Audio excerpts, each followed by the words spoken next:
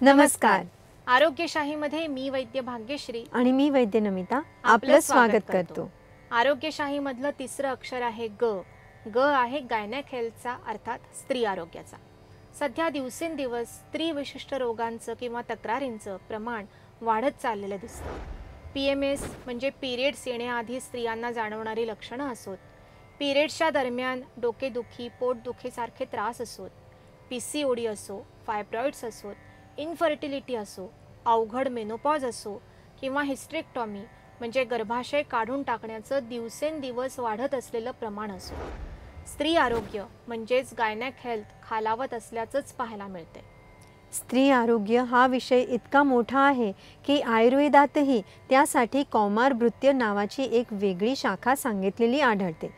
काश्यप संहितेसारखा अतिशय प्राचीन ग्रंथ स्त्री आणि तिच्या पोटी जन्म घेणाऱ्या बालकाच्या वेलबिंगसाठी समर्पित केलेला आढळतो.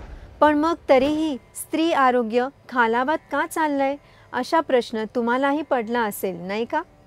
पण आयुर्वेदातले छोटे नियम, साधे उपचार जर आपल्याला माहिती झाले आणि त्याप्रमाणे घरातल्या लहान मुलींपासून ते ज्येष्ठ आजीपर्यंत सगळ्यांनी त्याचं पालन केलं तर स्त्री आरोग्य पर्यायाने फ्युचर जनरेशनचं आरोग्य सुधारेल हे अगदी नक्की. चला तर आज पाहूया स्त्री आरोग्याला पूरक असणारे 5 साधे नियम. 1. शिळं अन्न न खाणं. पनीर, चीज, दही यासारखे रसधातूमध्ये बिघाड उत्पन्न करणाऱ्या गोष्टी टाळणं किंवा कमीत कमी खाणं. 2. दिवसा झोपणं टाळणं. सकाळी किंवा संध्याकाळी किमान 20 मिनिटांसाठी चालायला जाणं. 10 ते 12 सूर्यनमस्कार करणं. 3. पिरियड्सच्या 4 दिवसात एक्झर्शन टाळणं, इमोशनल स्ट्रेस येणार नाही याकडे लक्ष ठेवणं. 4. सकाळी आणि रात्री झोपण्यापूर्वी कमीत कमी दिवसातून एकदा तरी 10 मिनिटांसाठी ज्योती ध्यान करणं. बरोबरीने श्री गुरु डॉक्टर बालाजी तांबे यांच्या आवाजातील सोमध्यानाचे मंत्र आणि ओंकार ऐकण्याचा अजून उत्तम परिणाम दिसून येतो. 5.